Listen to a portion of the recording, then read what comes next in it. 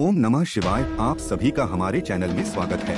क्या आपने कभी सोचा है कि भगवान शिव को नीलकंठ क्यों कहा जाता है?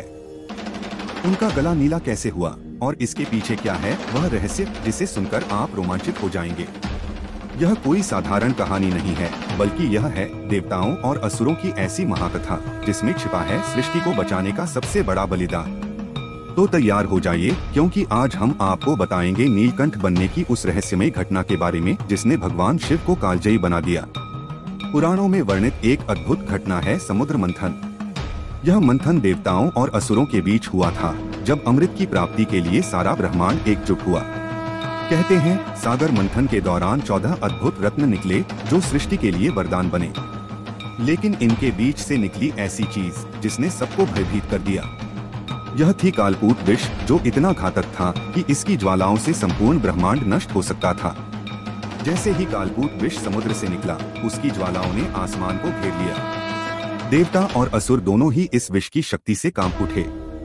यह विष इतना शक्तिशाली था कि इसके प्रभाव से संपूर्ण सृष्टि जलकर राख हो सकती थी। सभी देवता विष को लेकर भगवान विष्णु के पास गए, लेकिन यह विष केवल एक ही व्यक्ति संभाल सकता था, महादेव शिव। जब भगवान शिव को इस विनाशकारी विष के बारे में बताया गया, तो उन्होंने बिना किसी हिचकिचाहट के इसे पीने का निर्णय लिया। वह जानते थे कि अगर उन्होंने यह विष नहीं पिया, तो पूरी सृष्टि का अंत हो जाएगा।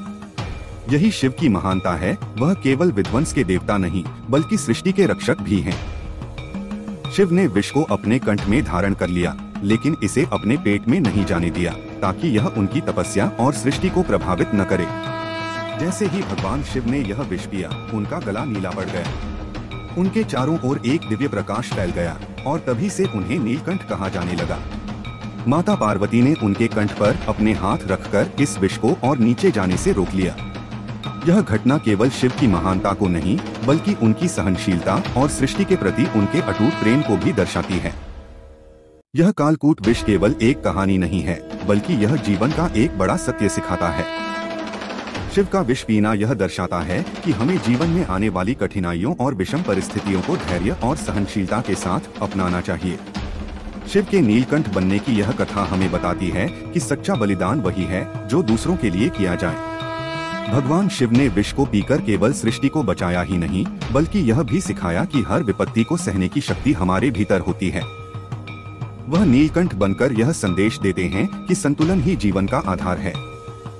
जब भी हम अपने जीवन में विषम परिस्थितियों का सामना करते हैं, तो हमें शिव से प्रेरणा लेकर उन पर विजय प्राप्त करनी चाहिए।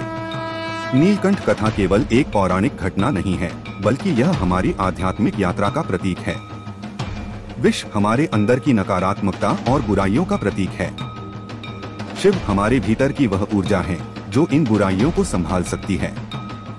उनका नीलकंठ रूप हमें यह सिखाता है कि हमें अपनी आत्मा को शुद्ध रखने के लिए हर नकारात्मकता को अपने भीतर समाहित करना होगा, लेकिन उसे अपने जीवन पर हावी नहीं होने देना होगा। आज के समय में जब जीवन भागदौड़ और तनाव से भरा हुआ है, नीलकंठ की यह कथा हमें धैर्य, सहनशीलता और बलिदान का पाठ पढ़ाती है। शिव का यह रूप हमें यह सिखाता है कि अगर हम अपने भीतर के विष को संभाल सकते हैं, तो हम अपने जीवन को संतुलित और खुशहाल बना सकते हैं। भगवान शिव का नीलकंठ रूप हमें यह सिखाता है कि सच्चा प्रेम और समर्पण वही है जो दूसरों के लिए किया जाए। यह कथा हमें प्रेरित करती है कि हम भी अपनी जीवन यात्रा में नीलकंठ बने और अपनी कठिनाइयों को सहने की शक्ति प्राप्त करें। हर हर महादेव। दोस्तों, इस वीडियो में बस इतना ही। मिलते हैं अगले वीडियो में, तब तक अपना और अपने परिवार का ख्याल रखें। हर हर महादेव।